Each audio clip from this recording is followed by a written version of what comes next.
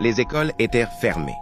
Sans argent pour une gardienne, elle avait supplié Arthur de pouvoir amener son fils. Elle lui avait promis qu'il serait sage. « Reste ici, Léo, chuchota-t-elle.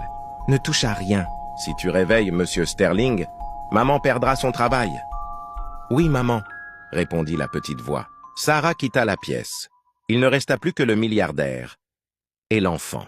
Le silence s'installa, Arthur écoutait. Il s'attendait à des pas curieux, à des objets déplacés. Mais rien. Puis, après quelques minutes, un léger froissement. L'enfant se levait. « Ça y est, » pensa Arthur. Le moment est venu. Les petits pas s'approchèrent de la table. Puis, s'arrêtèrent. Arthur attendait le bruit de l'argent. Mais ce bruit ne vint jamais.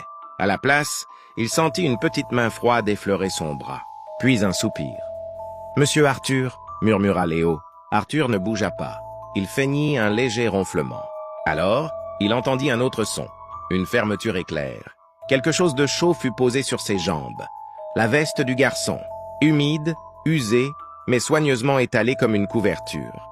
« Vous avez froid » chuchota Léo. « Maman dit que les personnes malades ne doivent pas avoir froid. » Le cœur d'Arthur se serra. L'enfant repoussa ensuite l'enveloppe vers le centre de la table pour qu'elle ne tombe pas. Il ramassa un carnet tombé au sol, l'essuya et le reposa délicatement. « Comme ça, c'est en sécurité » murmura-t-il. Puis Léo retourna s'asseoir dans son coin, frissonnant. Il avait donné sa seule veste. Arthur resta immobile. Pour la première fois depuis 20 ans, son esprit était vide. Il avait tendu un piège à un voleur et avait trouvé une colombe. La porte grinça soudain. Sarah entra affolée.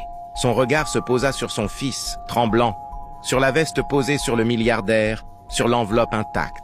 Ses mains se portèrent à sa bouche. Et à cet instant précis, Arthur ouvrit lentement les yeux. Mais ce qu'il allait faire ensuite, personne ne l'aurait jamais imaginé.